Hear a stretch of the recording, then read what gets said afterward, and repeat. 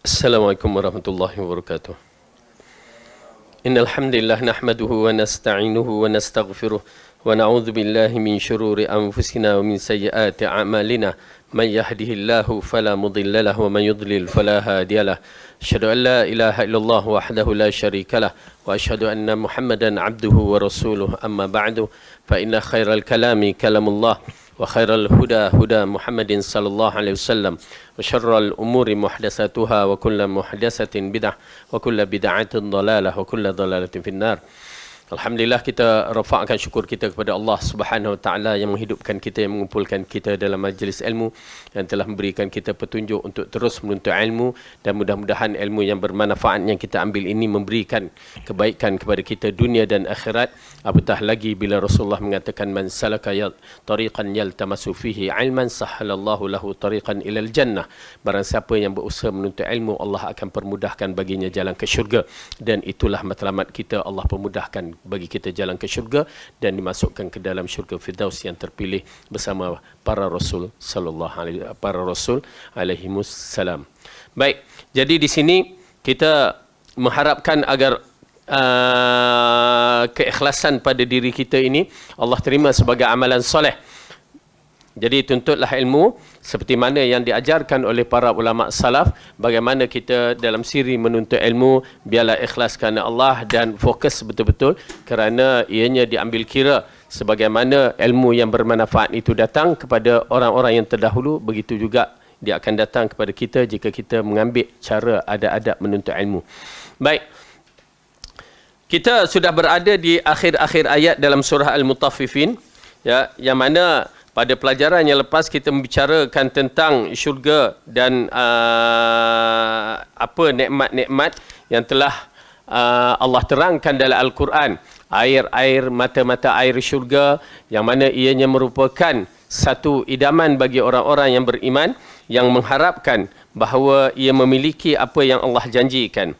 Namun begitu menarik sekali dalam satu hadis yang diriwayatkan oleh Ahmad, ya, yang mana Rasulullah SAW baginda bersabda, ayyuma mu'minin saqa mu'minan syarbata ma'in ala dhama'in saqahu Allah ta'ala yawmal qiyamah min rahiqil makhtum, wa ayyuma mu'minin at'ama mu'minan ala al-ju' at'amahu Allah thimaril jannah, wa ayyuma mu'minun kasa mu'minan thawban ala uryin kasahu Allah min khudril jannah. Yang mana hadis ini kita telah terangkan pada pelajaran yang lepas. Rasulullah mengatakan, mukmin mana pun yang memberi minum saudaranya yang mukmin seteguk air kerana kehausan, maka Allah akan memberi minum pada hari kiamat dari rahiqum makhtum. Tuan-tuan dan perempuan, bila hadis ini dibicarakan, jangan biarkan hadis ini berlalu. Beramal kalau kita inginkan. Pertama, saya beriman. Yang itu yang paling penting untuk menentukan kedudukan kita. Beriman dengan Al-Quran, beriman dengan hadis tanpa syak. Yakin dalam hati, terus letakkan keyakinan itu adalah kalam Allah, kalam Rasulullah SAW. Terus yakinkan. Saya menasihatkan, kalau kita nak merasakan kemanisan iman dalam diri kita bila memahami Al-Quran, pertama beriman. Terus yakinkan. Jangan kita lewa apa, tak. Kita yakinkan dan cuba mempraktikalkan. Okey. Disebutkan bahawa kita bagi minum pada orang yang kehausan, ya, mengisyaratkan kepada kita, buat walaupun seorang, kita bagi seorang tu dalam kehausan, kita tolong dia, maka kita akan mendapat pahala. Ya, bahkan yang paling penting bila hadis ini mengatakan kita akan minum dari rahiqum makhtum, yang hanya kita dengar, kita lihat dalam Al-Quran dalam surah Al-Mutaffifin, tetapi kita belum lagi mendapatnya. Dan bagaimana mendapatnya, Rasulullah telah menerangkan. Kita bagi orang susah minum, ya, yang diutamakan dalam sini, dalam hadis ini, orang yang kerana kehausan. Jadi bila kehausan ini berlaku, ya, bila agaknya? Bila bulan puasa. Okey, bila bulan puasa, apa salahnya kita bagi letak air satu, air mineral satu, alah bukan si master tu berapa sangat. Oh, kempen pula dalam ni kan. Okey, air mineral tu kita letak kat surau untuk orang berbuka. Mungkin seorang tu ambil, seorang yang kencing manis pula tak minum air bergula tu dia ambil. Dah dapat dah sifat-sifat yang disebutkan untuk rahiqum makhtum. Ya, apatah lagi bila kita letak tu orang tak tahu, merupakan sedekah sir Yang mana ianya sedekah sir ini kedudukannya tinggi juga. Selain menghilangkan sifat munafik, ianya dikira di sisi Allah satu perkara yang besar. Okey?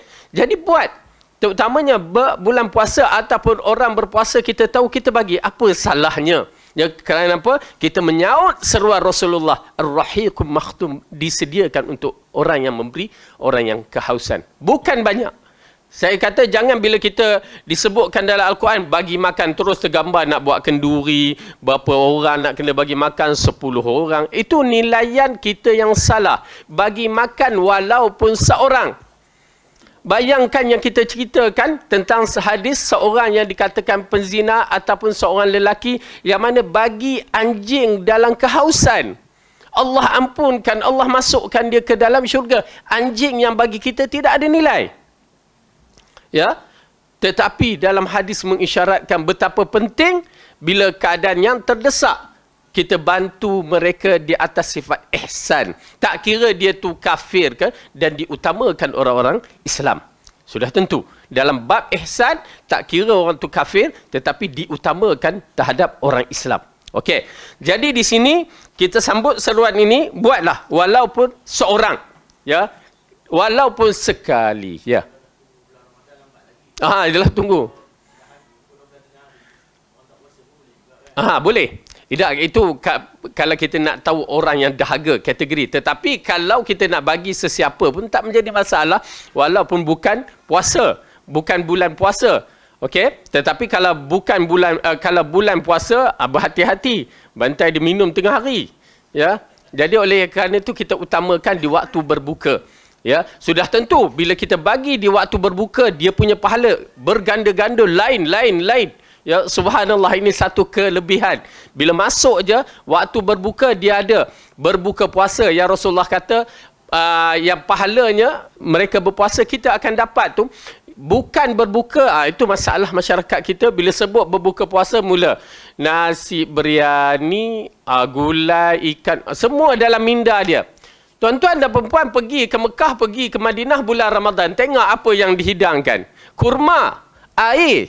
Itu pun air zam-zam. Dia letakkan situ. Lepas tu, roti kering tu dengan yogurt kadang-kadang. Sekadar begitu. Itulah istilah berbuka puasa. Dah tentu pahalanya besar. Diikuti, baru diikuti beri makan. Yang tu biryani, apa semua tu beri makan. Kepada orang yang lapar. Orang puasa lapar. Maka dapat pahala berbuka puasa dan apa dia? Beri makan kepada orang lapar. Nampak pahala dia begitu. Tu pasal kadang-kadang benda-benda yang begini tak payah tunggu program. Kalau boleh kita bagi. Ya. Kadang-kadang kita nampak orang bagi tepi jalan apa semua tu, semua di antara sebab untuk mendapat ganjaran pahala. Ya. Daurah, okey. Daurah yang ada, misalan Baitul Salam buat daurah, siapa nak bagi. Subhanallah. Yang datang kelas tu pula penuntut ilmu yang mengharap keredaan Allah, nak cari jalan syurga. Ya. Dibagikan makan kepada, yalah, daurah start pagi sampai petang, lapar. Ya. Bagi. Apa salahnya? Ya. Baik. Jadi ini di antara perkara yang perlu kita tengok dan kita praktikalkan walaupun seorang. Ya, saya ingatkan walaupun seorang. Kenapa bila kita buat walaupun seorang, berarti seolah-olah kita telah mentasjilkan, meregisterkan nama kita, aku di kalangan orang yang pernah buat. Mudah-mudahan Allah terima. Itu yang kita harapkan. Ya. Orang miskin pun mampu untuk melakukannya. Kalau sekadar berbuka puasa kurma dengan air itu, ya. Jangan dibiarkan. Okey, baik. Kemudian Rasulullah mengatakan, ya, mana-mana orang mukmin, mana pun yang memberi makan saudara yang mukmin kerana kelaparan, maka Allah akan memberi makan dari buah-buahan syurga.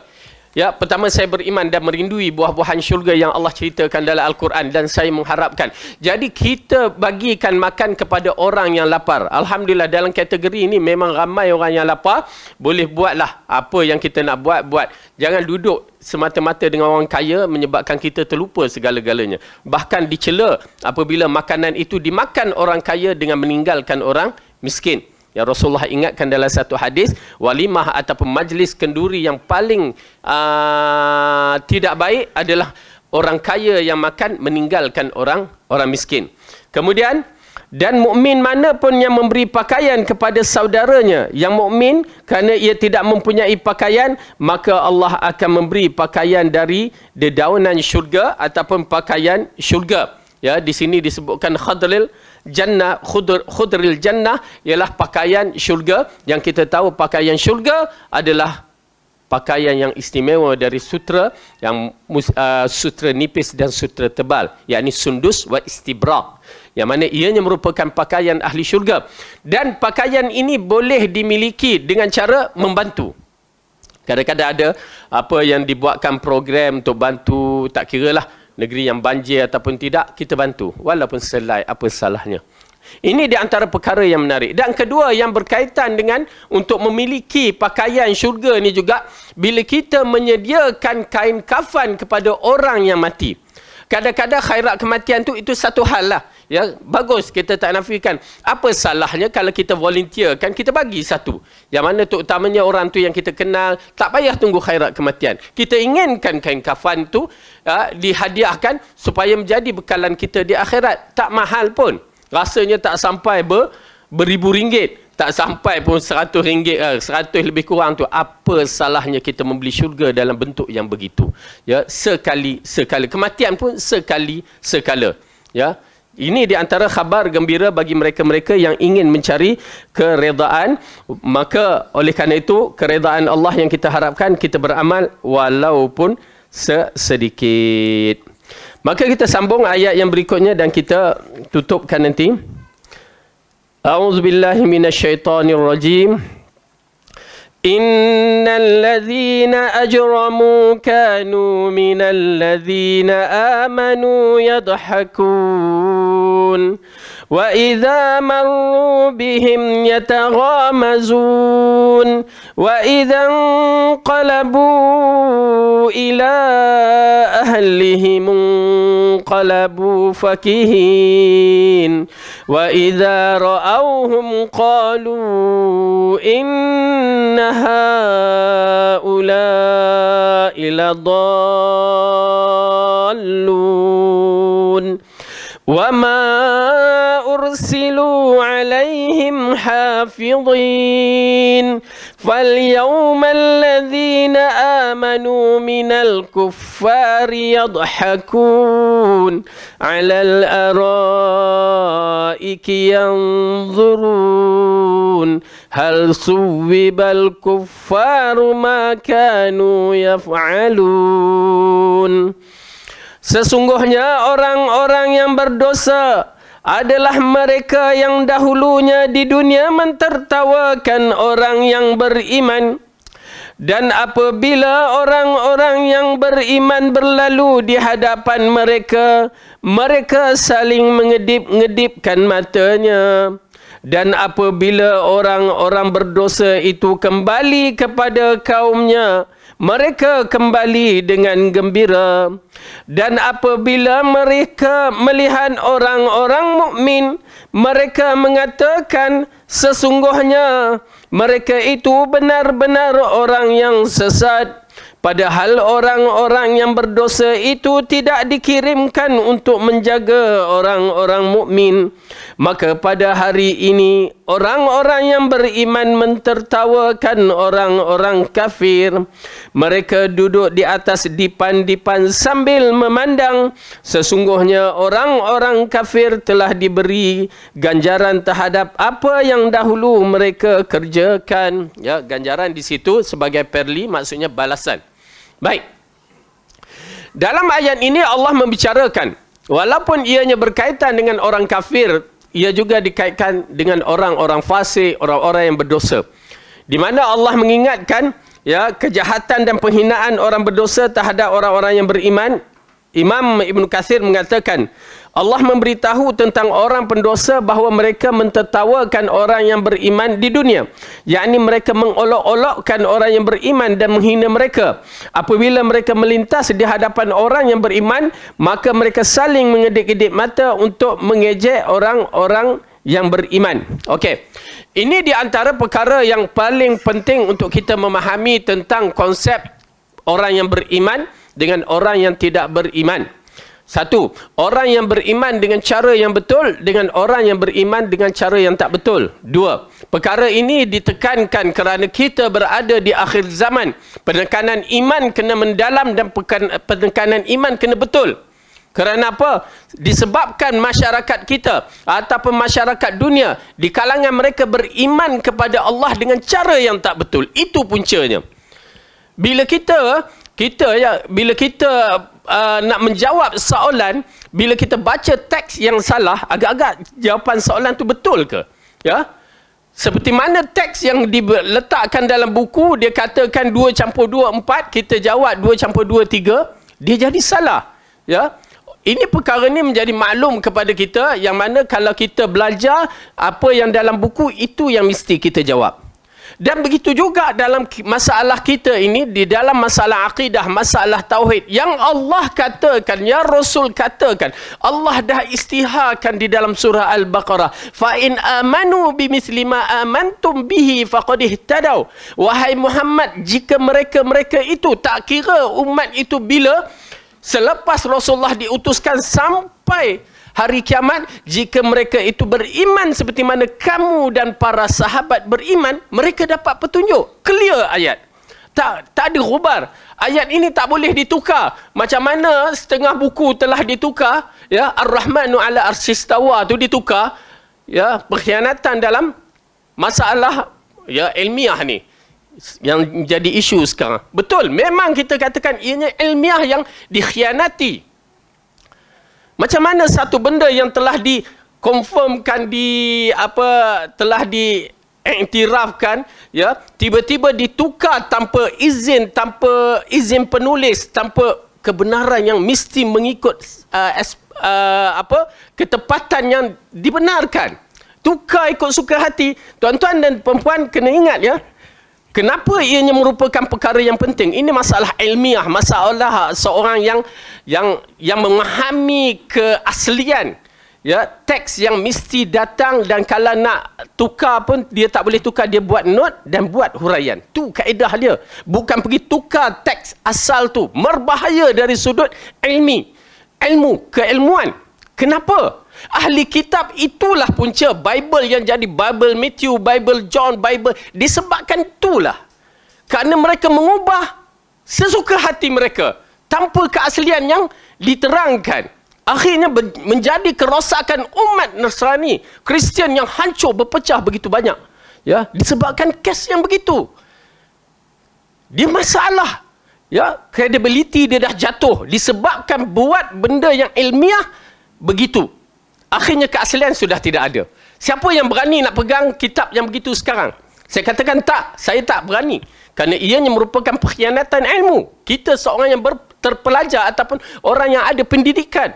Keaslian itu bila hilang, maka berarti kitab itu bermasalah. Tangan-tangan yang jahat ini akan menukar semua ayat-ayat dalam Al-Quran. Dan jadilah nanti macam Bible yang mana ditukar oleh ulama-ulama jahat mereka. Ini orang tak faham. Orang yang awam dia tak faham. Dia kata apa salahnya? Tak.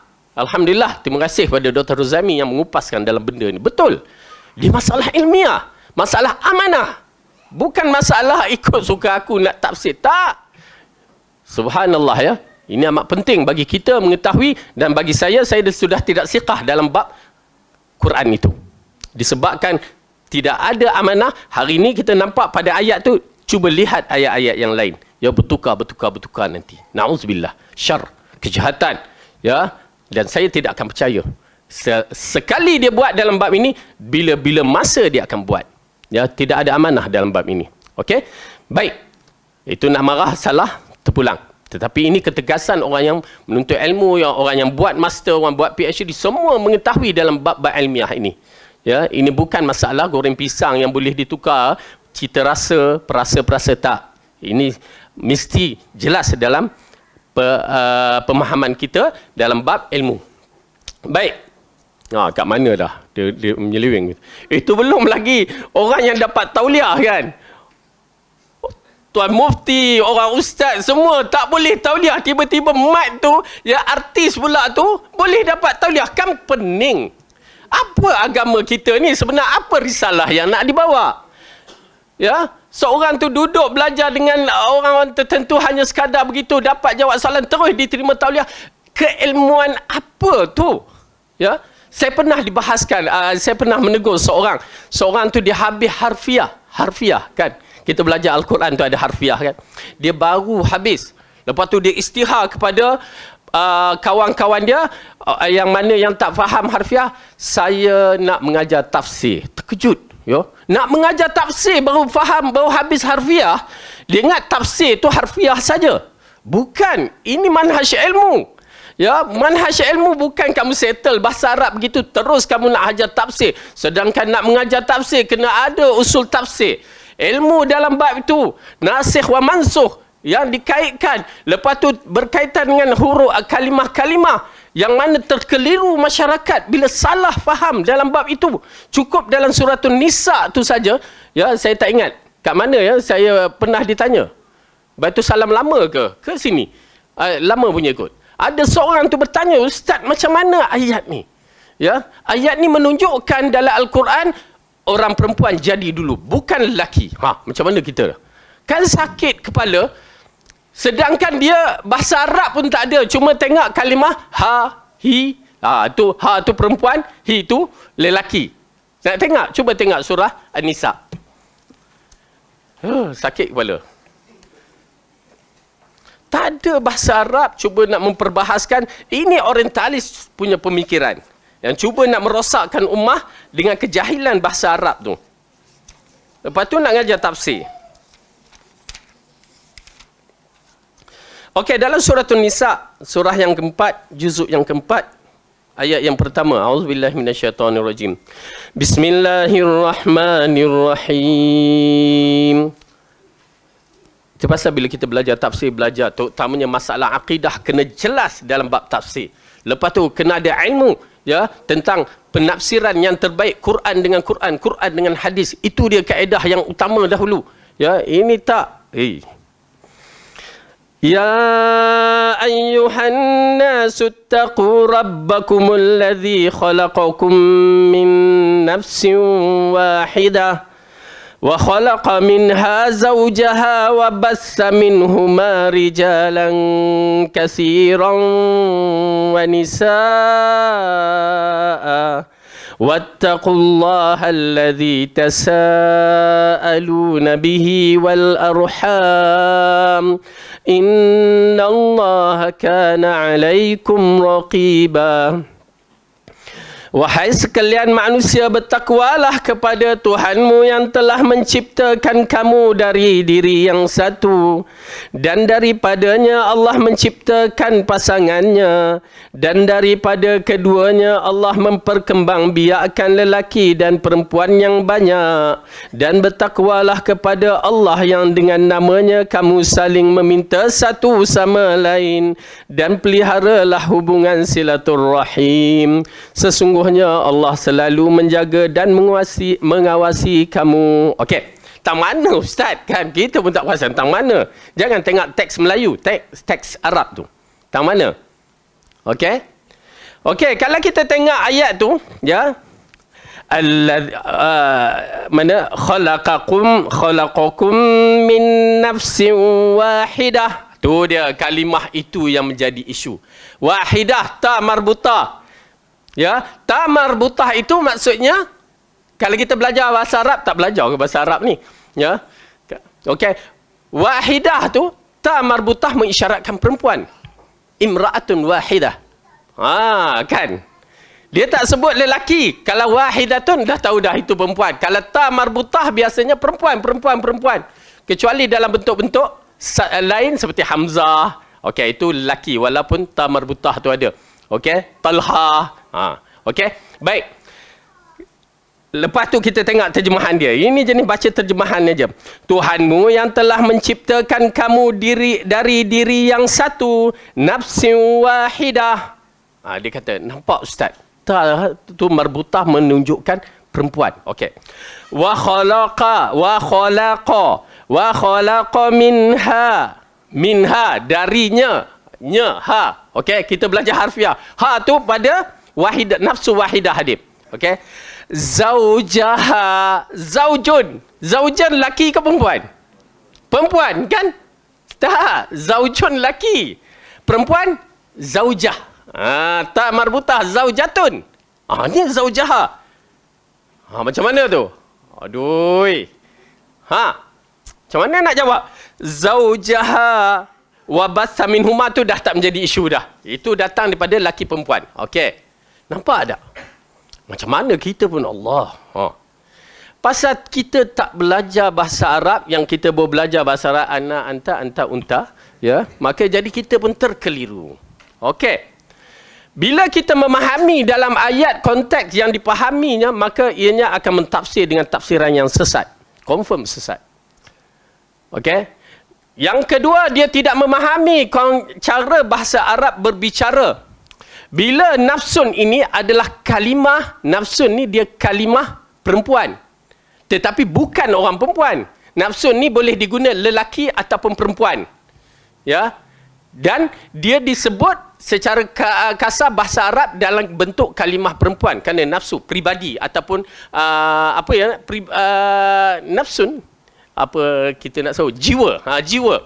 Artinya kejadian jiwa manusia ni, ya, disebutkan dalam bahasa Arab, kalimah itu adalah kalimah perempuan, walaupun di lelaki disebutkan kalimah cara begitu. Okey. Kemudian wa khalaqa minha, dijadikan dari pribadi ini, ya, pribadi yang satu ini, ya, zaujaha. Okey, itu bukan maksudnya dijadikan lelaki, tetapi zaujaha pasangan. Pasangan. Tu pasal saya tak baca isteri tadi supaya kita nampak bab ni. Pasangan. Okey, pasangan bagi pribadi tersebut. Okey. Maka yang mentafsirkan Rasulullah dan ayat-ayat yang sebelum tu, ya, kejadian Adam yang pertama. Wa idh qala rabbuka lil malaikati inni ja'ilun fil ardi khalifah. Okey, khalifah itu pun digunakan dalam ta marbutah. Tetapi nak menceritakan Allah nak jadikan seorang satu makhluk di muka bumi. Ya, lepas tu dijadikan orang yang pertama Adam. Maka disitulah yang akan mentafsirkan siapa yang dijadikan yang pertama. Okey, nampak tak? Pening tak? Berhati-hati, ya. Bila Quran kita mula diusik oleh orang-orang yang tak bertanggungjawab, berhati-hati. Dia akan mengubahkan ayat-ayat begitu dahsyat, berbahaya. Itu yang jadi dalam surah ni juga. Yang jadi si Abu Talib Al-Ja'fari yang kena tangkap, ya, Majlis Agama Islam Johor tu. Pasal tafsir dalam surah ni juga. Tu ayat tu. Mana dia? Ayat yang ketiga. Wa in khiftum alla tuqsitu fil yatama fanqihu ma taba lakum minan nisa'i masna wa sulasa wa ruba'. Suka depa ayat ni, ya. Ayat yang ketiga, dan jika kamu takut tidak akan dapat berlaku adil terhadap hak-hak perempuan yatim, maka kawinilah wanita-wanita yang lain kamu senangi. 2 campur 3 campur 4. Itu tafsir Abu Talib Asy-Syiah Ja'fari. 2 campur 3 campur 4. Kan dia kahwin sampai 9. Inilah penafsiran. Ni dinamakan penafsiran akal, yang tidak didahului oleh ulama-ulama salaf. Penafsiran akal. Bila kita tengok macam mana berlaku mut'ah, itulah perkahwinan mut'ah. Dia istihad Abu Talib. Kalau siapa yang baca artikel tu, saya baca tu, Abu Talib Al-Ja'fari. Kita dah nampak Ja'fari itu Syiah Ja'fari. Lepas tu dia jahat As-Salafi. Oh, jahat sungguh. Dia nak buruk kat As-Salafi. Ya, jahat. Okey. Ala kulli hal, nak menceritakan dalam penafsiran kena berhati-hati. Baik. Apa-apa pun bila dah berlaku dalam surah Ar-Rahman itu diperbuat begitu, bagi saya siqah tidak ada pada buku tersebut. Quran yang ditafsirkan itu tidak ada siqah bagi saya. Ya, kerana kita manhaj kita nak yang asli, biar kita selidik, kita tengok. Itu cara dia. Okey. Sesungguhnya orang yang berdosa ini adalah mereka dahulunya mentertawakan orang yang beriman. Tuan-tuan dan perempuan, orang-orang yang berdosa, orang-orang yang tidak beriman dengan cara yang betul ini, dia akan mentertawakan orang yang beriman dengan cara yang betul. Itu dia. Kita berhadapan dengan golongan-golongan yang mempermainkan orang-orang sunnah. Ya, kita berada di akhir zaman ni.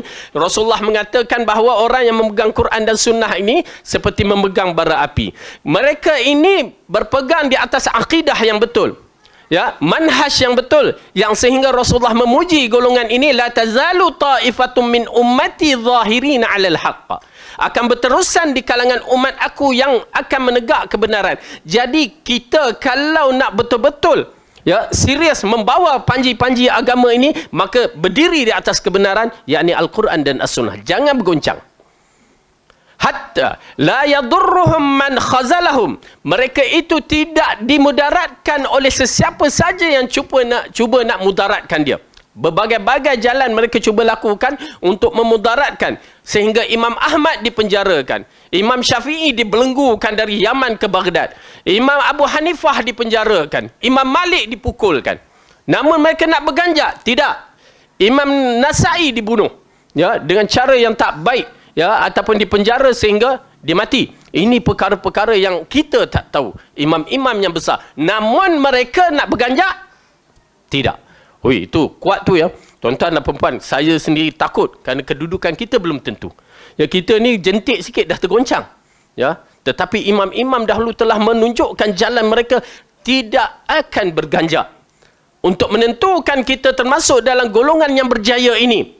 Hatta ya'tiya amrullah, sehingga datang keputusan Allah, menang ataupun syahid. Mudah-mudahan Allah berikan kita sabat, ya, ketetapan yang kuat. Ya, amin ya rabbal alamin. Okey. Baik. Ingat ya, kenapa pertembungan ini dah bukan pertembungan di zaman Rasulullah.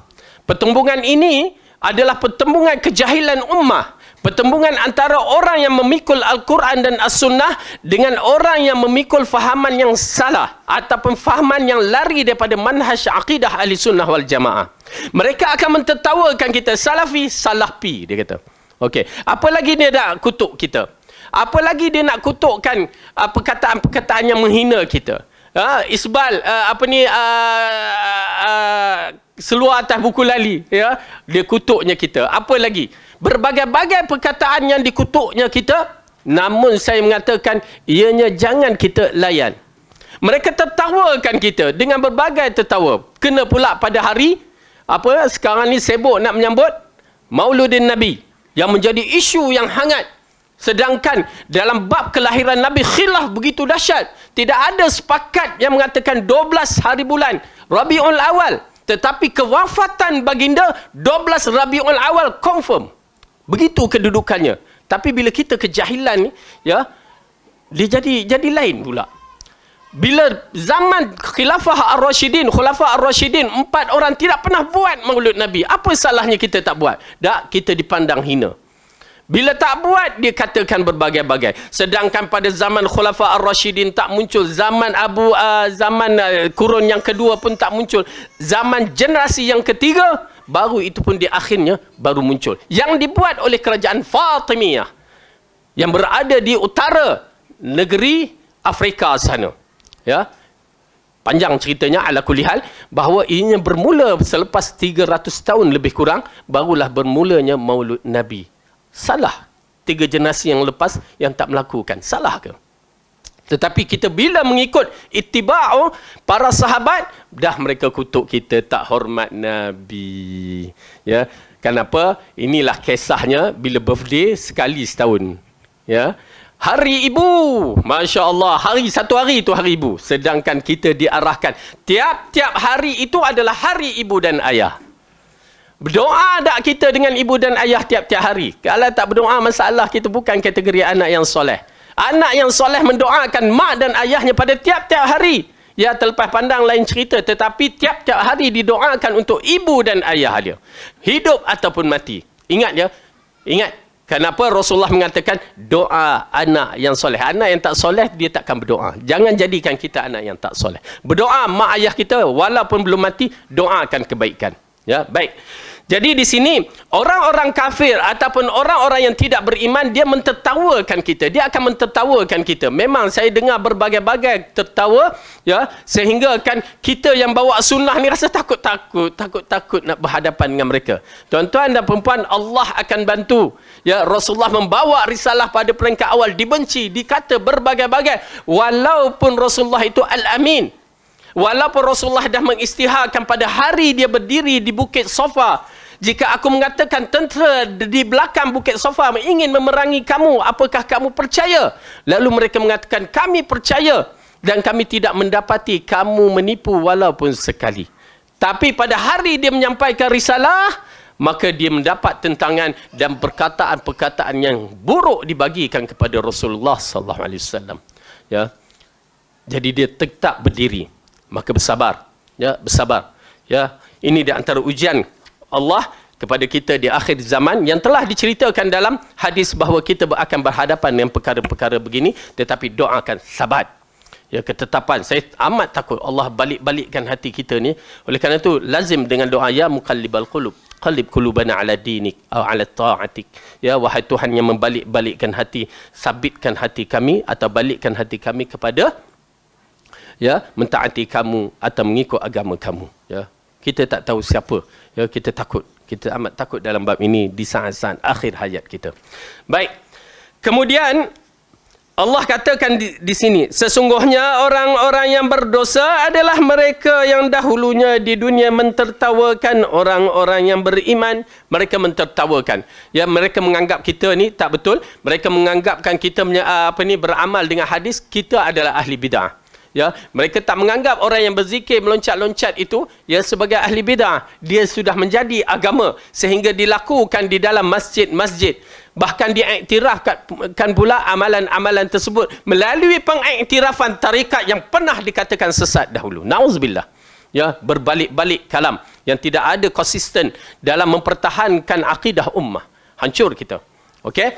Kemudian Allah mengatakan lagi, dan apabila orang-orang yang beriman berlalu di hadapan mereka, mereka saling mengedip-ngedipkan mata. Ini di antara salah satu pengkhianatan dalam diri manusia yang dia tak sangka bahawa mata itu akan dipertanggungjawabkan di depan Allah. Dan ini adalah satu perkara yang disebutkan dalam Al-Quran berkaitan dengan mata. Ya, yang Allah katakan, yang Rasulullah mengisyaratkan, ya, apabila pada hari Fathul Mekah dia mengarahkan seseorang itu, beberapa orang yang kalau dapat walaupun dia berpaut pada kelambu Kaabah maka dibunuh. Ya, maka dibawa seorang lelaki ni, saya tak ingat nama dia, tapi dibawa. Lalu lelaki ni adalah cakap seperti dia nak bertaubat lah apa. Lalu Rasul dibawa di depan Rasulullah. Mereka bertanya, ya Rasulullah, bagaimana kedudukan dia ni? Ya, dibunuh ke apa? Lelaki itu dah ada kat depan. Rasulullah dah bagi taklimat awal, kalau dapat bunuh. Tetapi lelaki ini beralasan apa semua. Diulangkan lagi, kali kedua, sampai kali ketiga, dan akhirnya Rasulullah kata lepaskan. Kemudian, lepas saja lelaki itu, maka mereka bertanya, ya Rasulullah, kan kamu kata bunuh tadi. Aku dah kata bunuh, tetapi kenapa kamu tidak bunuh? Ya Rasulullah, alangkah baik kamu isyaratkan dengan mata. Lalu dia mengatakan, para Nabi tidak pernah mengkhianati mata. Rupanya mata pun dikategori khianat. Ya, khianat. Kalau kita genyit kepada orang yang lain, khianat. Kan? Oh tak, kena hisap rupanya. Genyit. Genyit kat siapa? Abu Qatadah. Ya, menggenyit kat siapa? Kena. Akan dihisap. Itu belum kita tengok. Belum kita, la ilaha illallah. Bahasa-bahasa isyarat pada muka kita, pada tangan kita, semuanya akan diambil kira di sisi Allah. Bukti, okey, mata tadi disebutkan. Ya, disebut kita genyit siapa, tengok siapa. Ya, mulut pula berbagai isyarat. Tak tahulah mulut ada isyarat apa, muncung je ataupun mulut tu kan. Wallahu a'lam. Kan dia buat macam tu kan. Tetapi tangan, jelas dalam ayat Al-Quran bila mengatakan tabbat siada, celakalah kedua tangan Abu Lahab. Kenapa? Dia buat apa tu sampai celaka kedua tangan? Ni dia buat. Mula kita tak faham. Itu pasal kadang-kadang bila kita berada di luar negeri tu banyak manfaat yang kita dapat. Kerana pula duduk Pakistan, negeri fakir. Lepas tu berbagai-bagai perangai mereka tu kan. Ya.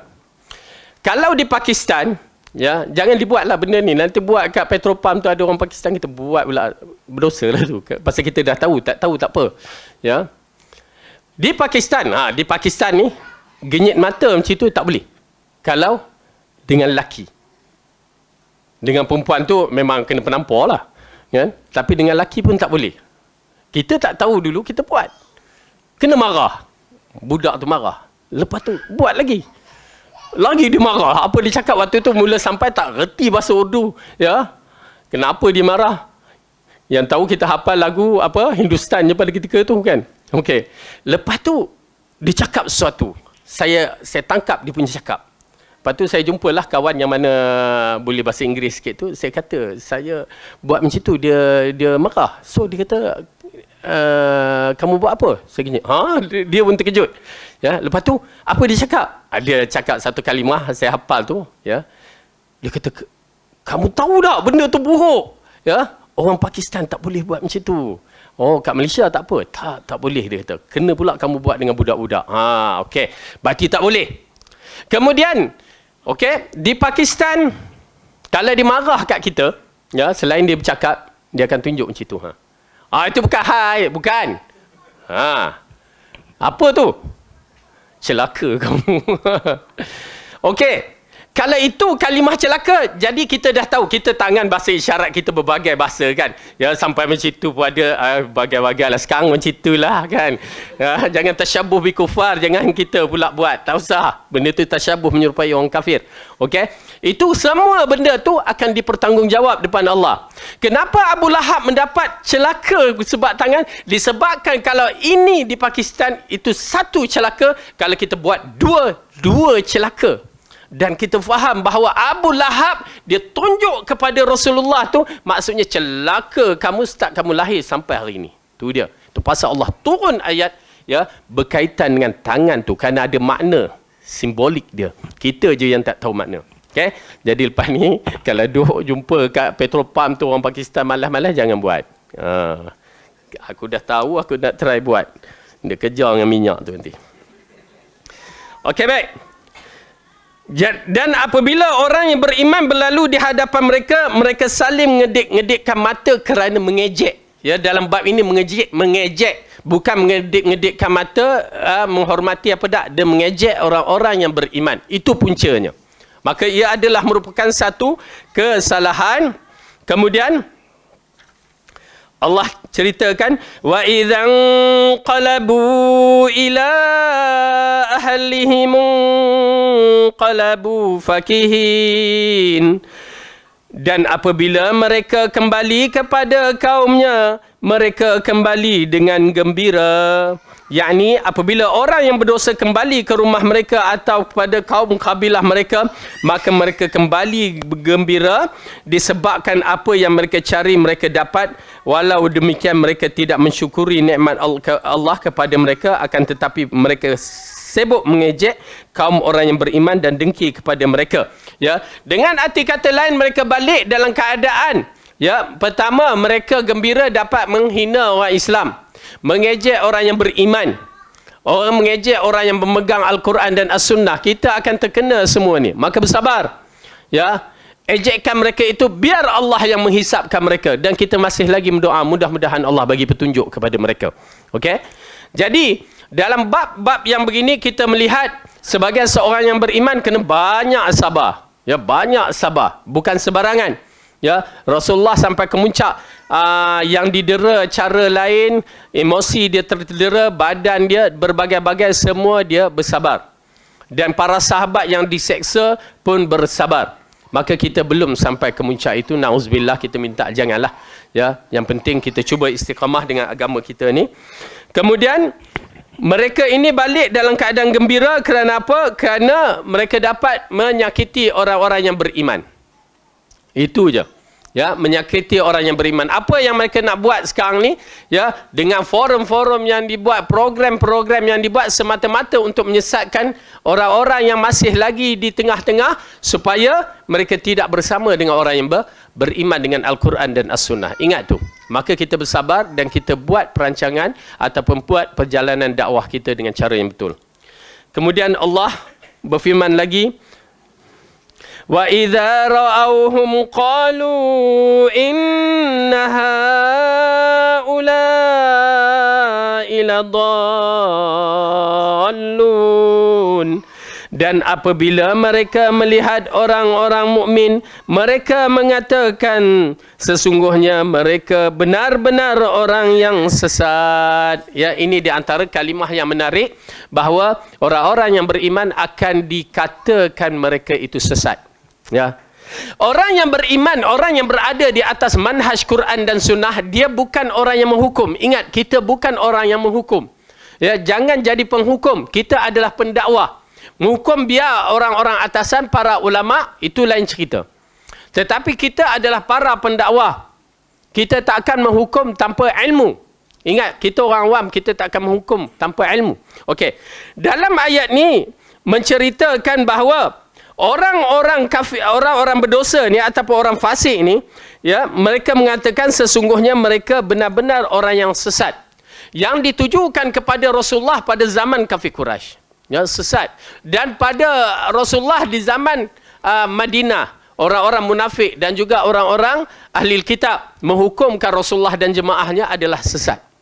Dan kita berada di akhir zaman, orang yang tidak memahami Al-Quran dan As-Sunnah pun menghukum kita sesat. Apa bezanya? Okay? Maka bersabar dalam bab itu. Tuan-tuan dan perempuan dah belajar akidah ahli sunnah wal jamaah mengikut Al-Quran dan As-Sunnah, fahaman 3 kurun yang terbaik. Dah clear, ya, jangan berganjak. Itu je saya nasihatkan, jangan berganjak. Kita dah clear, bukan kita, alhamdulillah, kerana tuan-tuan dan perempuan mencari. Kalau tak mencari, dia akan ikut je, bermasalah sebenarnya. Saya mula dulu, waktu mula kita mencari agama, ya, mula nak faham agama, memang mencari. Itu yang saya join tarikat, saya join apa lagi, ya, berbagai jemaah kita join, ya, Al-Arkam pernah kita join, apa semua, nak mencari. Kita nak cari ketenangan, nak cari dapat. Orang yang mencari lain, tetapi cari bukan di atas dasar taksub. Cari nak mencari betul-betul. Sampai kita belajar, dikatakan pergi ke satu pondok di Kelantan sana. Dia mengatakan bahawa apa? Siapa yang tak hafal sifat 20 tak sah solat. Satu. Siapa yang tak hafal sifat 20 tak layak masuk syurga. Dua. Ui. Saya mula rasa cemas kan. Kita hafal dah. Bernasyid pun ngapalnya. Ya. Memang kecil kita hafal. Mak kita ustazah kan. Hafal. Jadi bila kita tengok tu, mula kita nak mengkaji. Dari mana asal? Di situ alhamdulillah kita ni akademik, budak akademik yang mengkaji. Dari mana asalnya sifat 20? Lepas tu dia katakan Imam Syafi'i pun menghafal sifat 20. Wah, itu yang menarik tu. Saya pun mula cari, ya, tarikh kelahiran Imam Syafi'i. Dan kita tahu pula Abu Hasan Sy'ari pengasas sifat 20. Tarikh kelahiran Abu Hasan Sy'ari. Tuan-tuan dan perempuan, bila kita menyaksikan jauh langit dengan bumi. Abu Hasan Sy'ari dilahirkan, Imam Syafi'i dah meninggal 50 tahun lebih kurang. Dah meninggal 50 tahun lebih kurang. Lepas tu mula terfikir, ya. Itu belum lagi Abu Hasan Sy'ari hidup dalam proses kanak-kanak sampai kedewasaan dia, yang baru dia berijtihad dalam bab itu. Sebelum dia menganut akidah ahli sunnah wal jamaah, dahlah bapa tiri dia menganut akidah Mu'tazilah, ya, Al-Jabai itu.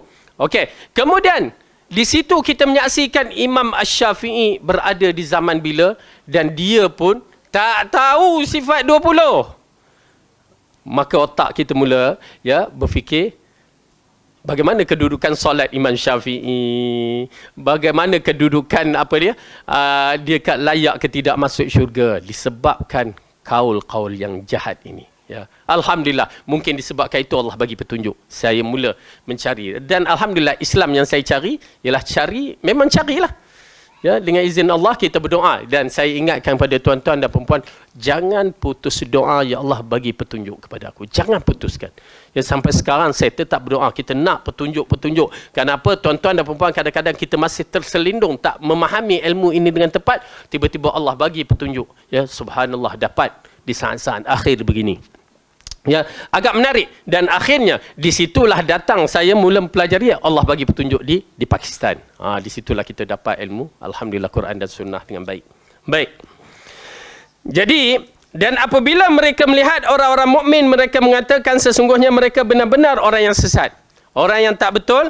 Jadi kalau kita berada di atas jalan yang betul, jangan berganjak. Itu kaedah dia. Ini akidah. Tuan-tuan dan perempuan, akidah yang akan menentukan kita syurga atau neraka. Kalau kita bermain-main dalam masalah akidah, na'udzubillah min zalik. Benda ni dah clear. Yang Allah ingatkan kepada kita melalui lisan Rasulullah SAW, hanya akidah yang akan menentukan kedudukan kita di syurga ataupun neraka. Kalau ibadat kita hebat pun, akidah bermasalah, kita akan jadi seperti mana Khawarij. Ya Rasulullah kata apa? Kalbun min kilabin ahli nar. Anjing di antara anjing neraka. Ya Rasulullah kata dia bersembahyang sampai bengkak-bengkak kaki. Ya, berpuasa seperti puasa Nabi Daud. Tetapi kalbun min kilabin ahli nar. Dahsyat. Amalan bukan satu pengiraan yang tepat bagi kita. Ini jenis orang yang awam mungkin. Ya, macam saya dulu mula-mula nak belajar, saya tengok Tok Guru. Ui, Tok Guru pakai serban, jubah. Itu yang lekat ni, kan? Bercahaya muka dia. Subhanallah. Rupa cahaya syaitan. Na'udzubillah. Ya, saya pergi, saya tengok. Ya, waktu saya ambil tarikat Nasyabandi tu. Sebut kat mana? Kat Kajang. Ya, waktu tu Nazim tak ada lagi. Al-Kabani ni, ya. Saya ambil kat Kajang tu. Tengok muka Tok Guru bercahaya. Cahaya. Inilah Tok Guru aku. Ya, sampai tahap yang mana bila tengok, walaupun kita ni jahil ni, tapi ada juga maklumat-maklumat. Saya tengok dalam satu bilik tu ada lembu di atas ikan paus dalam lautan, dan lembu tu ada 7 tanduk ke 7 kepala.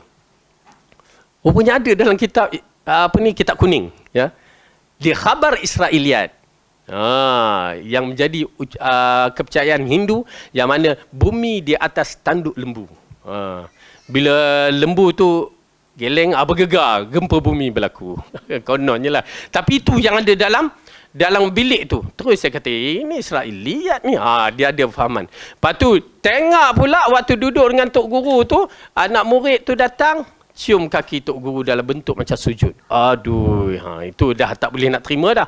Duduk bersembang-bersembang, cucu Tok Guru tu umur 15 tahun sambil bersembang merokok. Kita memang tak sukalah benda tu kan, merokok. Lepas tu seorang brother tu tegur, adik jangan merokok depan orang tua. Tak apa, makruh. Tok Guru cakap makruh, tak percaya tanya. Biadab bagi saya tu kan. Kamu umur 15 tahun nak bercakap dengan orang tua cara begitu. Dapatlah beramai 2-3 hari je, lepas tu tinggal kan. Ya, tu dia. Dalam masalah ini, ianya amat penting yang kita ketahui bahawa mereka itu yang sebenarnya bermasalah. Nilaian ilmu. Oleh kerana itu Sayyidina Ali mengingatkan kepada kita, al-haqqu la yu'rafu birrijal. Kebenaran tidak dikenali melalui pakaian yang sebenar. Walaupun itu adalah juzuk, tak dinafikan. Ya, pakaian, jubah, janggut, semua juzuk daripada Islam yang perlu kita jaga. Tetapi bukan itu nilaian yang pertama sekali. Bila Khawarij buat perangai macam itu, ya Rasulullah katakan, ya, bukan amalan itu sebagai ukuran. Tetapi ta'riful haq, kamu tahu kebenaran dengan ilmu, wa ta'rifur rijal, maka kamu kenal siapa orang tu. Bila kita dapat tahu dengan ilmu, maka kita kenal siapa ustaz tu, syekh tu, ulama tu, semua kita kenal. Cuma berhadapan dengan dia lah ada kaedah-kaedah dia. Ya, baik. Tapi kalau negara barat tak boleh dah. Ya, bebas. Oleh kerana itu, maka pada hari ini orang-orang yang beriman mentertawakan orang kafir, dan mereka duduk di atas dipan-dipan sambil memandang. Subhanallah, satu peristiwa yang mengharukan bagi orang kafir. Apabila dia menyaksikan orang yang beriman yang pernah dia hina, pernah dikatakan, pernah dan berbagai perkataan perbuatan yang dilakukan untuk menghina orang beriman. Dan pada hari itu, yakni hari kemenangan kita insya-Allah di akhirat kelak, maka pada hari itu orang beriman mentertawakan orang kafir. Satu ejekan. Di saat inilah orang yang berdosa macam mana sekalipun Allah bebaskan mereka. Ya, orang berdosa selagi tidak ada syirik, maka dibebaskan orang yang beriman. Ya, waktu itulah orang-orang kafir bercita-cita nak jadi orang beriman. Ya. Tuan-tuan dan perempuan, satu perkara yang agak menarik ya. Kita dah berada di hari orang yang Rasulullah kata orang yang beriman. Jangan biarkan iman kita tercela. Ya, kenapa? Bila kita mati kita akan menyaksikan. Saya terbaca banyak hadis-hadis begitu terharu ya. Pada hari kematian kita pun mengisyaratkan bila kita mati, kita menyesal amalan-amalan kita yang terlepas walaupun simple. Ya, sehingga bercita-cita walaupun nak melakukan solat sunat 2 rakaat. Ya, nak buat 2 rakaat. Simple, duduk atas kerusi je ataupun duduk bawah dengan bacaan ringkas je. Ya. Sampai begitu sekali dia mengharapkan, tapi dah tak boleh. Dan begitu juga orang kafir yang Allah sebut dalam surah Al-Hijr, ya. Yang mana mereka bercita-cita nak menjadi orang mukmin. Dalam surah Al-Hijr ayat yang ke-2. Okey. A'udzu billahi minasy syaithanir rajim. Surah yang ke-15, juzuk yang ke-14. Bismillahirrahmanirrahim. Alif lam ra. Tilka ayatul kitabi wa Qur'anim mubin. Rubama yawaddu alladhina kafaru law kanu muslimin. Alif lam ra, hanya Allah yang mengetahui maknanya. Ini adalah kitab sebahagian dari ayat-ayat Alkitab yang sempurna, yaitu ayat-ayat Al-Quran yang memberikan penjelasan. Orang-orang kafir itu seringkali nanti di akhirat menginginkannya, kiranya mereka dahulu di dunia menjadi orang Muslim. Ya, subhanallah. Disebabkan mereka menyaksikan orang itu walaupun amalan dia tak ada, tetapi disebabkan dia Islam, Allah selamatkan dari api neraka. Oleh kerana itu mereka bercita-cita. Jangan sampai kita begitu. Yang kedua, apabila Fir'aun di sakratul maut, apa dia kata? Aku mengucap, aku beriman Allah itu sebagai Tuhan. Kita pun jangan begitu. Jangan sampai waktu sakratul maut, dalam ayat ke-10 dalam surah Munafiqun, kita bercita-cita untuk dikembalikan di muka bumi. Na'udzubillah. Minta Allah sabatkan kita, tetapkan kita di atas Quran dan Sunnah, dan kita berada di atas jalan yang betul. Kemudian Allah mengatakan, hal thuwibal kuffaru makanu ya'malun.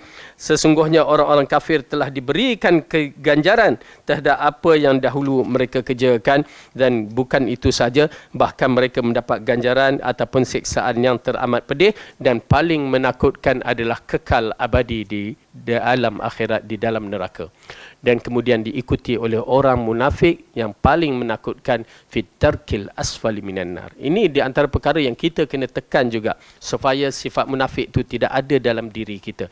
Kerana kedudukan orang munafik berada di darkil asfal. Mereka itu nampak beriman. Ya, kita takut tu kerana kita nampak beriman, tetapi hakikat kita tak tahu. Oleh kerana itu amalan-amalan rahsia yang tersembunyi amat penting untuk menentukan kita munafik ke tidak. Kalau ada amalan tu, alhamdulillah, katakan alhamdulillah. Kalau tak ada, berusaha. Ya, itu pasal macam qiyamul lail, sedekah sir, apa lagi yang berbentuk rahsia-rahsia ni amat penting untuk menentukan seorang itu munafik ataupun tidak. Ya, di samping seperti solat di akhir waktu itu sifat munafik, apa lagi yang bercakap menipu apa semua itu, ialah di antara benda yang zahir, kita elakkan. Jadi cukup sampai di sini. Mudah-mudahan Allah berikan kita ilmu yang bermanfaat, dan Allah betulkan kita mengikut manhaj yang betul, dan Allah istiqamahkan kita di atas aqidah ahli sunnah wal jamaah mengikut fahaman 3 guru yang terbaik. Aqulu qawli hadza wa astaghfirullahu li wa lakum.